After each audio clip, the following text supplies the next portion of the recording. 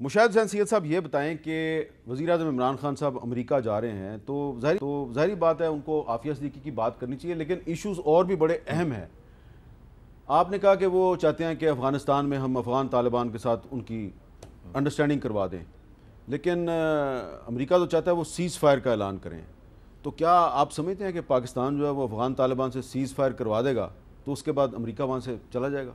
ایک چیز بڑی واضح ہو، ٹرمپ کو کیا جلدی ہے، کیا دباؤ ہے پاکستان کے ساتھ اس قسم کے تعلقات استوار کرنے کے لیے بہتری، اور جس طرح وہ دعوت دی اور سارا کیا، اس کے ایک 2020 میں اس کا الیکشن آ رہا ہے، ری الیکشن، اس کی کوئی کامیابی نہیں ہوئی خارجہ پالیسی میں۔ 4 کور ایشوز ہیں، 2 میں ہمارا اتفاق رائے ہو سکتا ہے امریکہ کے ساتھ جس میں مفادات مشترک ہیں، 2 میں ذرا مشکلات ہیں۔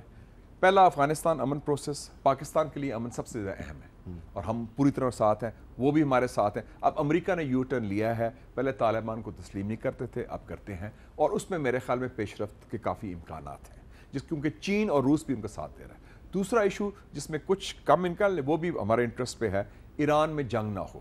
اور مزے کی بات ہے حامد میر صاحب کہ اس وقت اپنا جو رولنگ سرکلز ہے امریکن اسٹیبلشمنٹ میں، ٹرمپ جو ہے سب سے اعتدال پسند ہے ایران کے بارے میں۔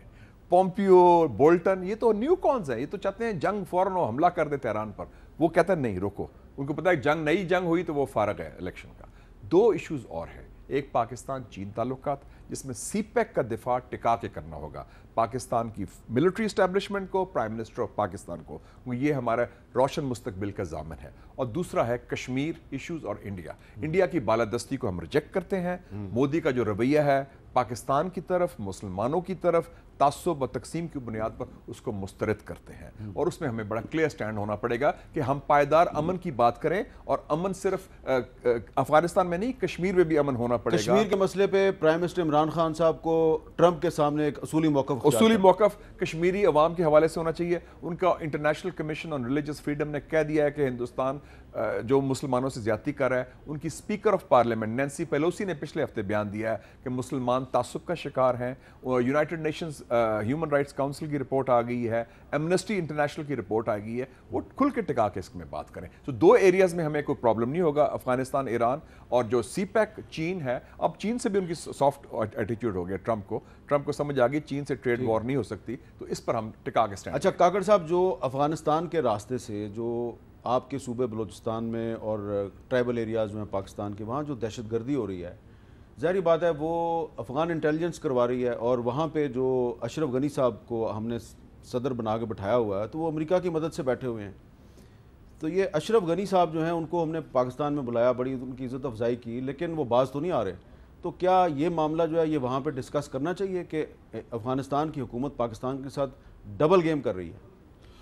یقیناً افغان اسٹیٹ اور اس کی جو انٹیلیجنس آؤٹ فٹ NDS جو ہے نا، وہ ایک سیٹلائٹ آفس کے طور پہ یوز ہو رہے ہیں پرائمرلی را کے لیے اور انڈیا کے لیے۔ میں نہیں سمجھتا ہوں کہ اشرف غنی کی اتنی سٹینڈنگ یا افغان گورنمنٹ کی اتنی سٹینڈنگ ہے کہ ان میں یہ کیپیسٹی ہے کہ وہ ٹیرر کو یہاں ایکسپورٹ کروا سکے ہماری طرف، until and unless they are financed by the Indians، را ان کی ٹریننگ کر رہی ہے، ان کو فائنانس کر رہی ہے، تو وہ تو ان کے ایک سیٹلائٹ یا فرینچائز کے طور پہ یوز ہو رہے ہیں۔ بدقسمتی ہے یہ۔ دوسری جو سورینٹی کے اسٹرکٹ کلاسک ڈیفینیشن ہے، افغان گورنمنٹ کی لمیٹیشن کابل اور اس کے ارد گرد کے حد تک ہے، اور بہت زیادہ کنٹرول اور ریٹ ان کی رورل افغانستان میں تو ہے ہی نہیں۔ کنزرویٹو اور انڈیپینڈنٹ اسٹیمیٹس بتا رہے ہیں 60 to 65% تو طالبان کنٹرول آلریڈی ہے، TTA کے کنٹرول میں ہے۔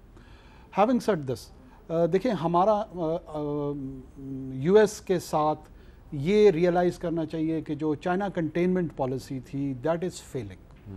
China can not be contained, it is the second largest economy of the world which gonna turn the first largest within couple of years.